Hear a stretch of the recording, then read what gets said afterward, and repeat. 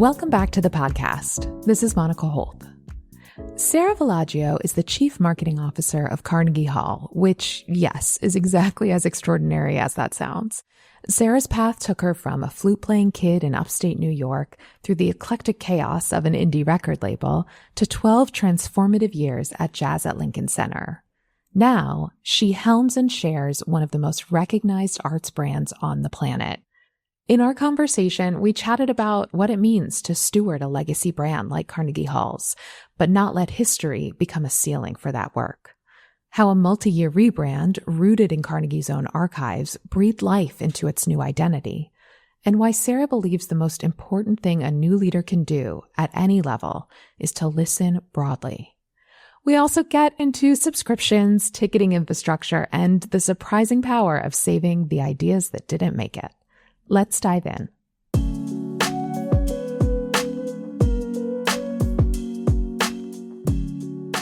Sara Villagio, welcome to the podcast. First of all, Sara is sporting her Capacity Interactive Bootcamp water bottle, so shout outs for that. That's great. Thank you so much for being here today. I am just so excited to talk with you and just have a little yap sesh. Me too. Thank you so much for having me. I'm really excited.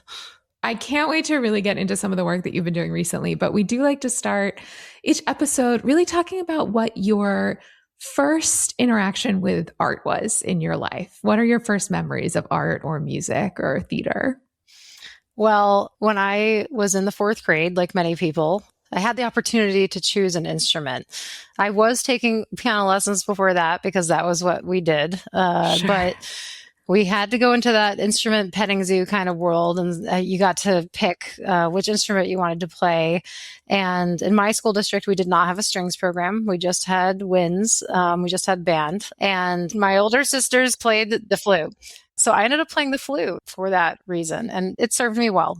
Okay. So then obviously music continued to play a big part in your life, because as I understand it, when you went to Syracuse, you were originally intending to become a music teacher. What drew you to that path at first? How did we get from flute to going to school to teach music? Well, I was inspired. I mean, I had an incredible high school band director named Jerry Zaffitz, who I'm still very close with to this day. I think seeing an educator like that and recognizing the impact that he had on me, it made me think about wanting to teach. And my mother also worked in our school district, and I think that had a big influence on me at the time. So I just saw this as like a path. Like this made sense. I'd spent a lot of time working with young people prior to that. So that was where I started. That was where you started. And what changed, or what made you realize that there were other ways for you to have music be a part of your professional life? Well, I think you made a really excellent point in that I had no idea what type of career paths were out there in the field of music. I grew up in a small town in upstate New York. I was not exposed to that many different performing arts, let alone, an understanding of the commercial music industry. So I really had no clue. And sophomore year, we were about to commence on observation as part of the music education program. And it was time for me to observe middle school choir. And it was just like something in my body changed. No offense to the choir folks out there. I just thought there is no way that I can spend the next 30 years of my life in a classroom. It just something hit my body. It did not feel right for me. And by that point, I'd been exposed to the music industry program at Syracuse, and my friends who were in that program were talking about all kinds of things. They were talking about being promoters. They were talking about being booking agents. They were talking about being music publicists and working at record labels. And I thought, okay, I have no idea what I want to do with myself, with my life, with my job. I know I want to work in music. I don't know where that's going to take me. But I decided in that moment, after thinking about observing middle school choir, that this was a better path for me. As you leave school, you go to Artemis Records, which is an independent record label. Yeah. What did starting in the recorded music industry teach you early on that has been invaluable? I think the different styles and approaches of working with different genres of music was huge. Yeah. Artemis, at the time I worked there, had an incredibly eclectic roster. Everything from Rough Riders Redemption Volume 4 to better than Ezra's greatest hits to Hubert Sumlin, who was an amazing blues guitarist. They had a classical imprint. I mean, it was really a little bit of everything. We did a dance music album that won some awards. Just to think about different, even back then before social media, now I'm dating myself, but how did you reach fans of those genres and what kind of placements were important? And also just the need to get creative. Where might you show up with an artist? I think one of the most fun things that I worked on while I was there was Zakk Wylde and Black Label Society. Zakk Wylde was one of Ozzy Osbourne's guitarists, and seeing the massive fan base that exists for that community was just astounding because I had never been exposed to it. And so suddenly it's like revealed that all of these subcultures and culture exist, right? That's like right. all these people are like communities that exist around an artist or a movement of music, and how that brings people together, not just because they listen to the same thing. It brings them together in the way they show up, like the kind of clothes they wear, the places they go. So it was just, I don't know. I thought that was an incredible experience at the time. It was awesome. Well, like what a great kind of appetizer of, different plates that you can choose from as you're looking at where you want to be spending your time and effort. Absolutely. Talk us through when you left Artemis, and did you go straight to Jazz at Lincoln Center? I did. Yeah. I didn't spend a long time at Artemis. I learned a ton there. It was really foundational early career, but I had recognized at some point during my time there that I wasn't really feeling as connected to the music as I had in my college experiences. And I think that was because I was working on recorded music and I was craving the whole live audience experience. What does it mean to get an artist on a stage, to witness an audience reacting to that artist? And that was when I started to think about what could that look like for me. And I've always loved jazz music. Again, another influence of my high school band director. So I started looking around and I saw this marketing assistant job at Jazz at Lincoln Center. And that seemed like the thing to go for.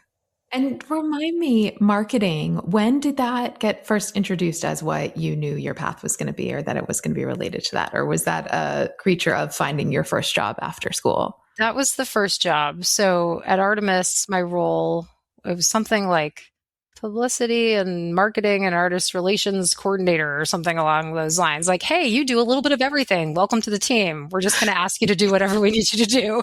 Sounds like live entertainment to me. Exactly.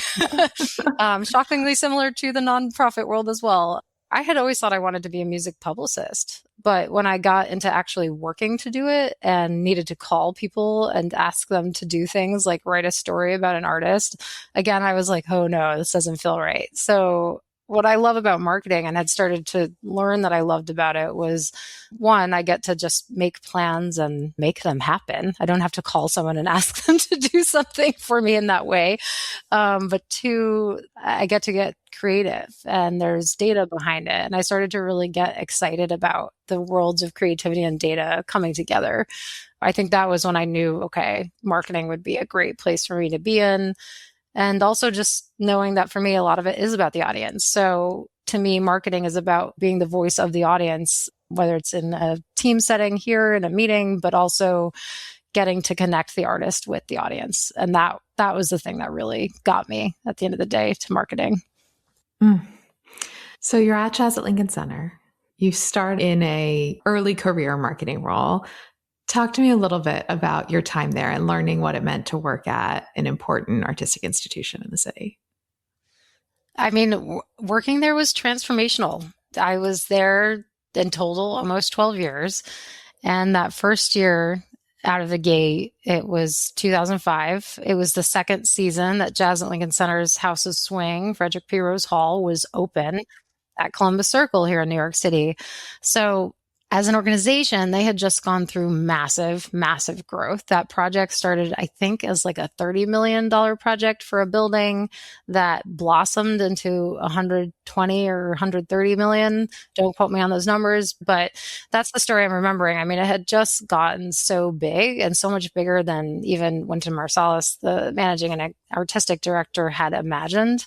Mm-hmm. What went from one hall became 3 different performance spaces, a space dedicated to education, and space for audiences to convene and for community to happen. So there was a lot of figuring out going on. And I mean, one thing that I learned at Jazz at Lincoln Center that's just stayed with me my whole career to this day is that the leadership there at the time really involved me in everything. So, here I am, a marketing assistant, and I'm getting to sit in the room during Wolf Brown research project. Alan Brown is there, who's a wonderful leader in our field in the research space. He was leading interviews with our board members, with musicians, with senior leadership. And I got to sit in and hear so much of that and be a part of that early audience research study. So yeah, I have a lot of love for that time. And I think the democratic spirit of the leadership there is what had made it so powerful. It's great to hear about that and ways that we can have, mentorship throughout our career. Do you have one favorite memory, either of a performance or something that stands out of your mind about Jazz at Lincoln Center during your era there? I mean, probably too many. There's so many. I mean, one of them that is meaningful to me, there was a season in which Wynton decided that members of the orchestra, the Jazz Lincoln Center Orchestra, would cover different decades in jazz music. So one half of the concert would be a new work that an orchestra member wrote, inspired by that period of jazz. And the second half would be, standard rep from that time period. And one of the decades covered was obviously the jazz age. And there's all the roaring 20s and all that business, like the naming of that time period or how you talk about it. And Wynton said, no, it needs to be gritty sophistication, like figure out what you're supposed to call this and come up with the right title. And we came up with a title, Untamed Elegance. And it was just one of those moments where everything clicked. And then Victor Goines, the band member who was writing the piece for the show, decided to name the new work that as well. Oh, wow. Which was as a marketer, I was like, well, this is the most amazing thing that's ever happened to me. 100%. Yeah. But I mean, just some legendary performances there. The time we broke the website selling Eric Clapton with Wynton Marsalis in our 1,200 seat theater.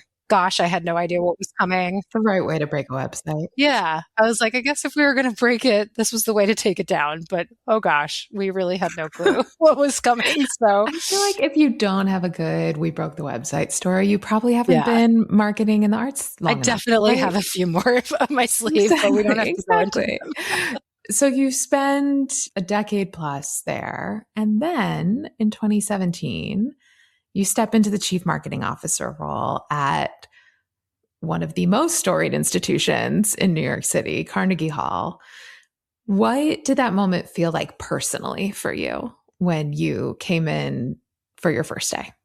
Shocked. How the heck is this happening? I applied for this job not because I was trying to leave jazz actively, but because I knew that soon I would need to think about how I kept learning and how I kept challenging myself. And I was feeling a sense of, okay, I'm going to need to address this soon. But I was not willing to leave unless it was absolutely the right move. And when the opportunity came up, I just thought, what an incredible dream job would it be to be at Carnegie Hall? And I'll be honest, I don't think I even fully realized the scale and scope of what my role was until I stepped foot in the door that day. And maybe, on reflection, I don't know if any of us really can, right? You have a sense, but it was far more vast than I knew. And I think when I started to dig deeper in the research process while I was applying, I started to understand the impact of Carnegie Hall and the opportunity of it. I mean, it's a brand name that is recognizable and globally, and it felt like such a huge honor to have this chance. And I was so nervous. I mean, I had anxiety dreams for the first 6 months of oh my gosh. Well, it means you care. That's, of course, right? That's the whole point. It just means you understood. Normal. Yes. Yeah. But it felt like a great responsibility, but such an awe-inspiring opportunity all at the same time. Tell us what it is the chief marketing officer is responsible for at Carnegie Hall. Lots of big things, lots of little things. So our team is responsible, of course, for ticket sales and for building our audience here. We have a season ticket revenue goal of around 21 million. We have about nearly 200 Carnegie Hall Presents concerts in our 3 spaces, including some that are produced by the Wild Music Institute, our education and social impact arm.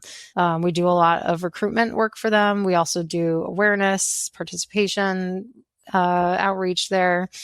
But alongside those 200 or so events that we also have hundreds of visiting presenters here. So in total, about 700 events a year across the calendar. And then we also support digital products. We have a subscription video on demand channel on Amazon Prime called Carnegie Hall Plus. It's also on Apple Prime video channels, Spectrum, Verizon, wherever you may access such things. And we also work on all the experience marketing here. So whether that's the cafe, tours of the building, and then on the support side, we're really helping our colleagues across the institution. Our creative services team produces more than 2,000 items a year, not just for marketing our season, but also for fundraising, for education. They produce all of the curriculum, for example. And our ticketing team supports all of our visiting presenters just as much as they do Carnegie Hall Presents. So yeah, those are a few of the things. Every day is different here. Every hour is different here. So, But just thinking about the remit then, coming in new to the organization, yeah. how do you start to wrap your arms around an organization that large coming in fresh at an executive level? The only thing I could think of was I have to listen. Yeah. I think I put pressure on myself in the early days, like, oh, I have to have the big ideas. What does it mean to be the chief marketing officer? And then quickly realized that I do not need to have the big ideas. And I don't, great if I have one, but small ideas are super meaningful. But I wasn't going to have them unless I spent time listening. So I met with many, many people one-on-one over the first 6 months I was here. I think I met with like 70 to 80 people one-on-one just to listen. A lot of it was the marketing team, but it certainly was a lot of other teams too, because I wanted to understand, like, how is marketing supporting you? What do you need from us? What should I know about the area you work on? And I have 3 notebooks full of all of this stuff. And I just sat there and hand wrote notes. And I went to so many concerts the first season just to expose myself, because I had been embedded in jazz music for so long, to kind of return to classical after going to school for classical, but not working in it for a long time. It felt like so many things had changed, and artists had changed, and the players had changed. And I needed to just understand both what was on stage, watch how the audiences reacted to it, but also listen to my colleagues. So lots of listening. Yes, lots of listening. Listen, as I'm new to an organization for the first time in a long time, that has been my approach as well. And it pays in dividends over and over and over. Was there anything that surprised you about the organization once you had kind of hit the 40, 50, 60 meeting mark? I was not sure what to expect about appetite for change. And how much people would say, yeah, things are great and we're good, versus like, oh, I have these 8 things on a list I want to talk to you about that I want to evolve, or I want to launch, or I want to do. And I was pleasantly surprised to meet many people who said, I've been saying this for years and I'm so glad you're here and I can tell you this now. And, let's dig into this. And I mean, one of those early examples was actually launching Create Your Own subscriptions. We didn't have them. Oh, wow. Yeah. So that was one of those ideas. And the then subscription manager, Valerie, and I worked really hard on that, along with many, many other people. But it was, when I see her today, she's retired since then, but when I see her today, she says, that was one of the proudest moments of my career to launch that. And that means so much, Yes. Will you tell us the story of the sorrowful drawer of broken dreams? Yes. Don't try and say that 3 times fast. That is a tough one to say 3 times fast. So one of my early meetings was with Bernie, who recently retired as well, but the design director for Carnegie Hall, who'd been here. By the time he retired, I think he was here for 37 years. That was one of the most fun early meetings, because he said, I brought you everything I could think of. And he brought season brochures over the last 20 years. He brought education pieces. He brought special collateral for festivals that Carnegie Hall had done, really beautiful invitations or a book that was produced when they launched the Capitol campaign to open St. Hall. Like, I mean, just truly special things that he was proud of that they had worked on over the years. And I don't know how it came up, but he said, oh yeah, over in the art department, we have the sorrowful drawer of broken dreams. And I was like, what are you talking about? What does that mean? And we walked over there and he opens this drawer in the art department and, it's full of all these printouts and cutouts of different ideas over the years. Like, oh, we thought about this for this festival. We thought about this for this gala. And the lead donor said, no, we can't do it that way. Or we need red instead of pink or whatever the case may be. But I loved that they had saved them all. I think so often we discard ideas that are rejected. And it just made me think, okay, what happens if you save them? And if nothing else, you get the joy of looking back at like a spectrum of creativity, right? But you also, I don't know, you just never know when something's going to come in handy. What he did as a manager in that moment was to show me the immense talent of that team. Mm. And it wasn't about Bernie. It wasn't about the things that we didn't get approval on. It was like, look at how creative this awesome design team is. And I was like, ooh, I get to play with this. Like, what a resource, what a gift for someone who loves branding. So that is the story of that drawer, which is still there. Bernie retired, but they still have it. Good. I think, yeah, sometimes the more that we can say, right, the goal is taking the risk, is trying. The goal is trying. It does not always have to be measured by the standard metrics we use when we're evaluating a new show or a new program. Working at an institution that carries with it such legacy and such history, that can sometimes be a burden in and of itself. When you are leading such a large team at an institution where the brand and the integrity of that brand is a large component of what you are caring for, how do you create that space on an ongoing basis for experimentation and risk? That's a great question. Some days it's easier than others. But I think there's appetite for it across the organization. And that's certainly inspired by Clive, our executive and artistic director. I think he is visionary and he is someone who hears something and wants us to chase and go and figure out, what might be possible. I feel like one of the hardest parts for all of us is just finding the time to have that space. Yeah. I think that I try when we're in group settings to make sure I'm asking for different voices to participate. Sometimes we don't have time. We're moving fast. We got to get something done, but I am intentional in doing that. I think it's incredibly important that you don't have meetings where the same people talk all the time. We used to call that watching your airtime, right? That used to be one of our meeting commitments. That's such a good phrase. I love that. It's a good way to describe it. And it's easy to fall into that trap, I think whichever end of that spectrum you fall on, like the talker or the listener, but we all have to show up. Well, I think some of that also goes back to leading with questions instead of answers. And I know that's something you've talked about. You've mentioned that Clive has talked about that before too. How does that in particular shape the way that you and your team think about audience engagement and audience development for Carnegie? Well, I think that I have tried not to make assumptions about what the audience is interested in based on, we know they've come here for piano recitals. Okay, that doesn't mean they don't like other kinds of music, that may be what they see Carnegie Hall is providing for them, but that doesn't mean they're not interested in other things. So we do all this work to segment as marketers, but then I think, okay, how do I make sure I'm still providing enough context? I'm still giving enough information, and just considering like there might be a different way to think about that audience member. It's a curious thing, right? It's how do you be willing to meet people where they are and with what they want? And where is the line where also enough to know what else they might be interested in, but you have to kind of toe a balance. I think in marketing right now with so much, as you were saying, segmentation, personalization, et cetera, it's hard to kind of go against algorithm, if you will, and try to give people what you're not sure if they'll want. But if they have that trust in the institution and its brand, hope that they will go along on the ride with you. Completely agreed.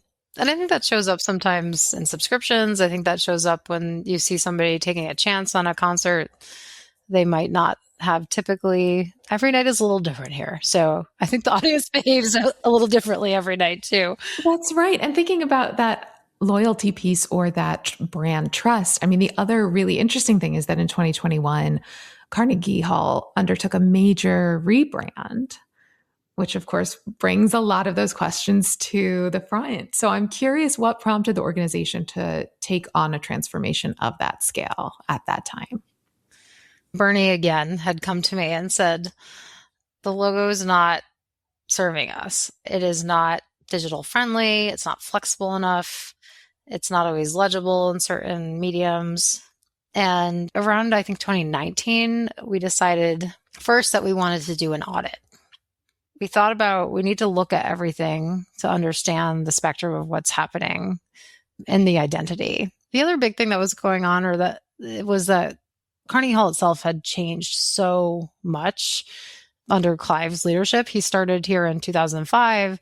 So you can imagine the programming had shifted so much, not just what's on the stages, but also the education work had completely transformed. So, and the business had transformed. Like we had opened new spaces and different things were happening. And so all of these issues were kind of floating up to the top. And it seemed that a lot of people across the organization beyond marketing weren't excited by our brand. The visual identity, the system that we had at the time was kind of like lukewarm. So all of that kind of sprang us to that audit point. And then when we did look at it, it was like everything was just all over the place. You couldn't look at two things necessarily and know they were both from Carnegie Hall. And it was Clive who said, we need to look at everything. We're going to go through this process. We need to look at absolutely everything. He really gave us the space and the support to actually go for that true, what could it look like? So it was a multi-year process. I was going to ask, like, in terms of managing large cross-departmental projects, a rebrand is always going to be one of the majors, but a rebrand for Carnegie Hall feels like we're elevating to an even higher platform in that way. What was overseeing and managing that project like as you were simultaneously visioning for the future? Well, it did start with a lot of interviews across teams, hearing everybody out. We engaged an agency named Champions Design to work with us on it. And they came in, they helped us do that process. And the process that we went through first started with the research of talking to people, but also looking at everything. So we had our preliminary visual audit that Bernie and the team had done. They went further and they also dug into the archives. So Carnegie Hall's archives has like hundreds of thousands of objects in it, ephemera and tickets and flyers and all kinds of things. And they dug deep into it to see like what are the symbols and the icons and the cues that were meaningful over time to Carnegie Hall, going back to the very beginning. So that research phase led us into a strategy phase. They helped us determine what the actual strategy would be for the design. And then that strategy was what grounded us as we built design concepts and developed them. So that led us to where we are today. And I love our brand system. Of course, I am biased, but I think it met us where we are in that it's a very flexible system. It's designed to be able to move across platforms well. And I think one of the best parts is that the design team seems to feel good using the system still. They're not bored by it. They're making their own evolutions along the way, but a lot of it is still intact from when we first launched it in 2021. Is there a piece from the archival dig that you all did that still sticks out in your mind when you see certain branding elements or that makes you smile? Well, our monogram, which is our little the favicon on our website, and it's a CH monogram, and that it was inspired by the words Carnegie on one of the original steel beams in the building. So it gives me chills when I think about it. That beam is in the archives. So when you go into the archives research room here at Carnegie Hall, this beam is sitting on a mantel place that was an original mantel place of what was once an apartment here, or a studio that someone worked in. And you see this Carnegie etched in steel. And that was what inspired what became the hand-drawn monogram, which is not just a monogram. We also use it in patterns. It's like kind of like an edgier, fun, playful version of the brand. And I think that one stands out to me a lot. Sure. No, that's a great one. I'm glad to hear you say that. I love more and more as arts institutions in the country, some of the ones that were, newer 50 years ago started to hit anniversaries. We see more archives projects popping up. And I think sharing some of what the value of looking to the past to create the future is becomes so important. That is a beautiful example of how you can bring that history forward. You aren't shy about these large cross-departmental projects that make big changes and modernize what this wonderful institution can be. I think right now you're overseeing a ticketing and digital infrastructure project. I think we're calling it like a big catch up to a lot of things. I have a great partner in our IT department, Ezra, who joined Carnegie Hall a few years ago now, but he, along with the ticketing team, along with the web development team, along with different groups within marketing and even development, are all looking at how we update our approaches to ticketing. And I feel nerdily just as excited about this as I have been the branding project. That's great. It's utilizing digital tickets more broadly. It's being able to sell out of an allocation on the website to a specific group of people. It's being able to issue free tickets on our website if we need to. It's been really an exciting thing to see. I mean, one of the things the team did recently that to the outside world, this probably sounds like, oh yeah, duh, but our members, our friends of Carnegie Hall have access to open working rehearsals. So many orchestras come here and they open up rehearsal. The members are invited to attend a certain number of times in a season. It's what a wonderful benefit. But you used to have to call until the fall of this most recent year. So we just got those online. I mean, it's just like the simple things. You got to celebrate that though. Yeah. Making these kinds of investments can be some of the hardest decisions to make when you're looking at budgets and future planning. And I think it's so important that you champion them. Looking back on your career so far, is there something you've had to unlearn as you move into executive leadership roles? I think having all the answers and not being afraid to say, I don't know. That's a great one. In my younger years, I think I felt I needed to portray confidence. I'm not dismissing the theory of like fake it till you make it. I think there's some value in propping yourself up in times in which you have the anxiety, you have the nerves, like how do you carry on, right? Because we have to push forward. But at the same time, the power and release of just being like, you know what? I don't know. I have to think about that. That's right. It's given me a lot of relief. Mm-hmm. So I carry that close, that I don't feel as afraid to say that as I used to. I like to say fake it till you feel it. That's a good one. Fake it till you feel it. I like that. I also think, what you're talking to also just talks about the evolution of a leadership style. And as you grow and have more perspective in balance of what's important, what's actually urgent, how to manage your reaction, I tend to try and now think to myself, on each day, how can I be the calmest person in every room that I'm in, right? Which 10 years ago would not have even crossed my mind to try and aspire to that. I love that. Is there a piece of advice that you received early in your career that either still shapes how you're leading today or, conversely, that only more recently have you come to realize how critical that was? I think one of my first bosses at Jazz and Lincoln Center, Carrie Ellen, who's down in Texas now, she was someone who taught me that work can be fun and that we can take joy from not just the work and the tasks and the deliverables, but actually being part of a team, building team culture, and I don't know, releasing from the seriousness of it all sometimes. I hold that really close. I still believe it. It's like very fundamental to me that I genuinely believe that work can be a good time. Doesn't always have to be taskmaster, Yeah. Well, and we're in a business that centers a lot around joy. So if we're not figuring that out for ourselves, we're probably not doing it. Why do it? Yeah, exactly.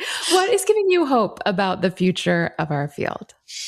A few things I'll say. I think watching audiences' passion for music develop at different points in their life continues to inspire me. I don't know. I'm a believer in invite people to a show as much as you can or come take a tour, no matter how I meet them. So I've invited people I've met traveling. I have invited friends from the gym. I feel like people discover things at different times, and sometimes it takes that, yeah, come on in, come check it out for them to actually like take that step and do it. And there's just something so incredible about watching someone or hearing from someone after they've had an experience or just like how excited they are. Like that joy and enthusiasm for what we do will always give me hope. And then I think the other piece of it is just the people, my team here at Carnegie Hall, like they inspire me daily.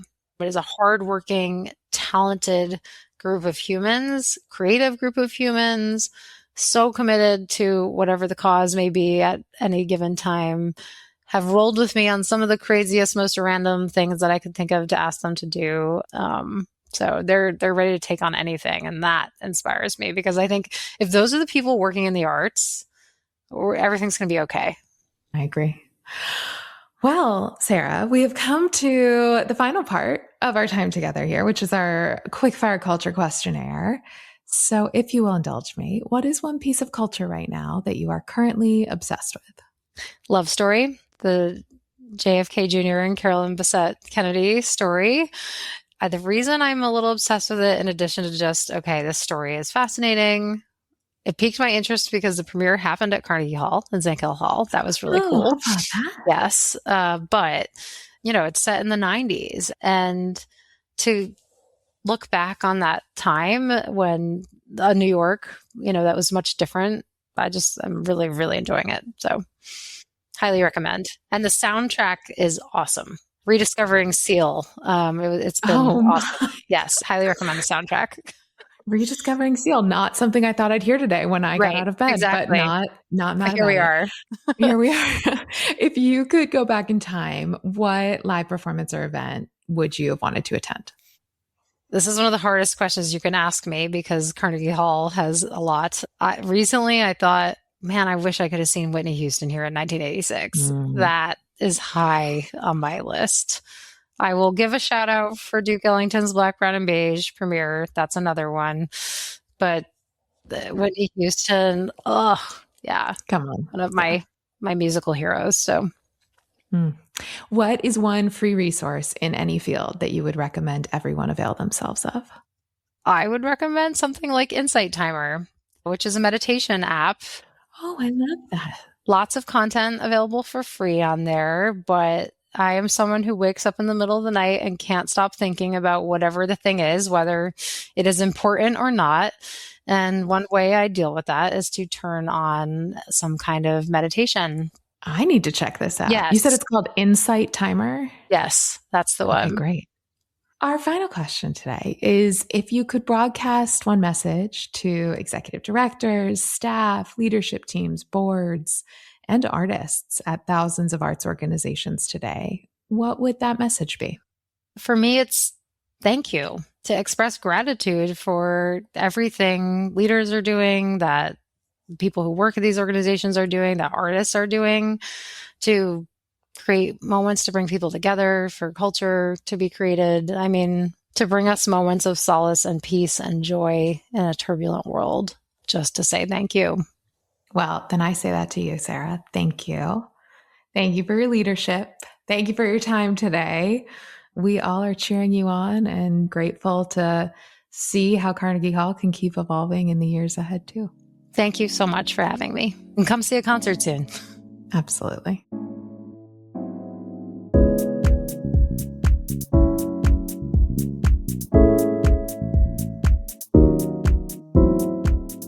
Thank you for listening to See Eye to Eye. If you enjoyed today's conversation, please take a moment to rate us or leave a review. A nice comment goes a long way in helping other people discover the show. And if you haven't already, click the subscribe button wherever you get your podcasts. We've got some great episodes coming your way, and I wouldn't want you to miss them. A huge thanks to our team behind the scenes, including Karen McConerty, Yayi Stem, Stephanie Medina, Jess Barabee, and Rachel Purcell Fountain. Our music is by Who Is Uzo. Don't forget to follow Capacity on Facebook, Instagram, LinkedIn, TikTok, and YouTube for regular content to help you market smarter. You can also sign up for Capacity's newsletter at capacityinteractive.com. And I hope you'll reach out to us to let us know who you'd like to hear from next on CI to I. I'm Monica Holt. Thanks for listening.